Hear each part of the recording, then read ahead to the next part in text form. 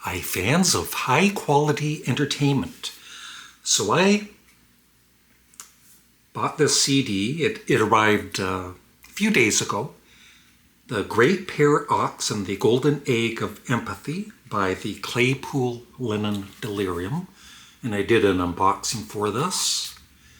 And in a minute, I'm going to tell you a little surprise, at least for one person who already knows the surprise.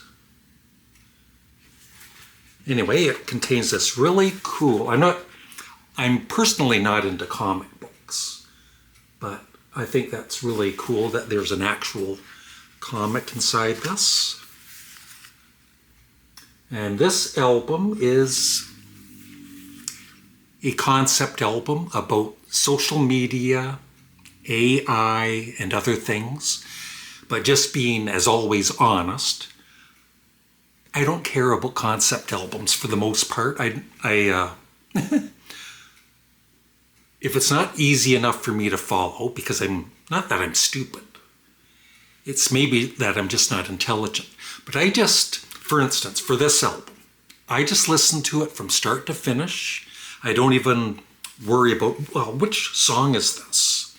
Because I'm such an album person, especially at my age of being 68, that the individual songs, of course they matter, but it's the whole package that I review and either like or don't like. And I just want to say, they have 3 albums. The first time I heard this, I did like it. No negative thoughts or anything. But I didn't really take it in, like the first 2 albums, as much, I don't think. But I did like it. The second listen, kind of like the first one, I liked it. Maybe a tad more, starting to catch all of the melodies in the songs and everything. And it's funny too, I think the first or second listen I was thinking, really not noticing Les Claypool's bass as prominently. But on further listens, it's like, oh my God, that's such a great bass line. And of course, throughout the whole album, just amazing bass work. And then Sean, of course, I love his vocals. Les Claypool with his more character-driven vocals, it's a nice contrast with Sean's vocals. I love Sean's vocals, by the way. And so I asked, and speaking of social media and AI and everything, I asked Chat GPT what bands are similar to the Claypool Lennon Delirium. And they come up with this list, of course, no surprise, the Beatles, John Lennon, because of Sean Lennon's voice, melodic sensibility, and the surreal psychedelic songwriting. Some songs naturally invite late period Beatles or solo John Lennon comparisons. And from what I've read, I don't know if this is true or not, John was a fan of prog rock. Of course, Alan White from Yes drummed for John Lennon in the early 70s. And so when I listen to this album, there's times I think, oh, and I've said this before on X, but John would love this. And sometimes I get a little emotional about it, thinking about it, but I just know that John is very proud of what Sean has done, music-wise, and continuing the John Lennon legacy. I'm not going to cry. Anyway, other comparisons. Now, one that didn't make the list, but I heard, and first I want to let you know that this band is original. They don't sound like any other band. They are who they are. They've got this base of what their sound is, and then it kind of expands a bit, but it stays in that base, as in bass, with Les Claypool. I'm going to ramble like I always do. Yeah, but the one band I thought of that reminded me sometimes of this album is Claypool, the great Canadian band with 3:47 Eastern Standard Time and Hope, kind of a mixture of those two albums. Other ones are, of course, Pink Floyd, especially the dreamier, spacey, atmospheric side of the band, long grooves, trippy textures, and odd psychedelic moods. King Crimson, more for the prog rock weirdness, shifting structures, and slightly darker experimental edge. Frank Zappa, because of the humorous, strange, theatrical, and sometimes deliberately absurd approach. Primus. Now, I really haven't heard much of Les Claypool's band, except for, a couple of the well-known songs, which I really do like. So I need to maybe delve into Primus, but I'm sure some of this is Primus-like, of course, because of Les Claypool. The Residents, I only have Duck Stab. But yeah, there's elements of The Residents in this. Syd Barrett era Pink Floyd, once again. The Flaming Lips, I don't know them too well. And Ween. I guess in a way, there is a little bit of Ween in this, and maybe a tiny bit of Sparks. Tiny bit. So anyway, back to what I was saying at the beginning. I love this album so much. It is my favorite of the three, although the first two are, like I said, excellent.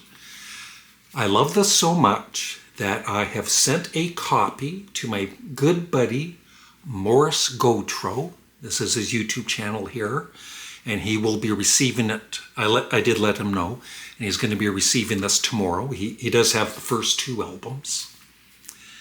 And so I'm looking forward to his review after a few listens. And by the way, I've listened to this at least more than 15 times. And I actually played it twice in a row last night. That's how much I love this album. It's funny. The one song, and I'm not even saying it's my favorite, but the one song, more than once, I get so excited. I'm pretty sure it's Through the Horizon. Just the music in that song. And I get so excited, I go, oh God! There's nobody else here. I'm just talking to myself, which is normal. But I just get so excited with that particular song.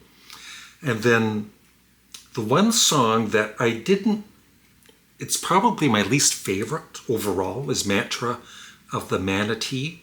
I'm not crazy about, at least now, maybe I'll warm up to it in the future after more listens.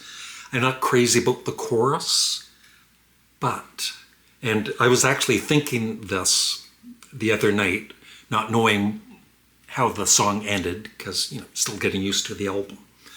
But like I said, I was thinking, this is my least favorite. I'm not really a fan of the chorus, just for me personally. And then the last minute and a half is all instrumental, just Les Claypool's fantastic bass and Sean's guitar work. And it is just so good. So good. So that made up for the first part of the song that I didn't really care for as much. But it is really Meat Machines, The Golden Egg of Empathy, Cliptopia. You got to be careful how you say that. It's such a fun, experimental, great melodies. That's the one thing. And what I love about talking about music on my channel, as some of you know, is sometimes people actually listen to me. And because of my recommendation, they go out and either at least listen to it on Spotify, or they rush to their record store and buy it. And I've had many people, quite a few, I won't say many, but quite a few, dozens and dozens, become fans of, like Sparks or whoever. So I'm just shouting out that if you love prog rock in general, with great melodies, some weirdness, some psychedelic, you need to check this out. I would say almost any song, but maybe the first real song. There's a little intro, 36-second intro. So I would say the second song, WAP or WAP, What a Predicament. It's 5 minutes, 3 seconds long. Check that out. Because and like I said, you need to listen to a song or the album more than once to take it all in. Because this is fantastic. And in case you don't know, the Claypool Lennon Delirium is on tour now in the States, and I'm hoping at some point in the coming months they tour in Canada, and especially Toronto, Ontario. It'd be cool to see them live. So I highly recommend this album. And I'm giving this, now I gave Paul McCartney's The Boys of Dungeon Lane a 10 out of 10. I think it's going to be my record of the year, even over this. That's how much I love the new Paul McCartney. But this is so good, I have to give it also a 10 out of 10. I love this. It's my favorite of the 3 albums, as I already said. That's it. Thanks for watching. Please remember to like the video. If you have heard this album, please let me know in the comment section below. And if you go to check out some of it on Spotify or whatever, let me know what you think. Come back and tell me I'm totally wrong. So that's it. Thanks for watching. Have a great day. Bye.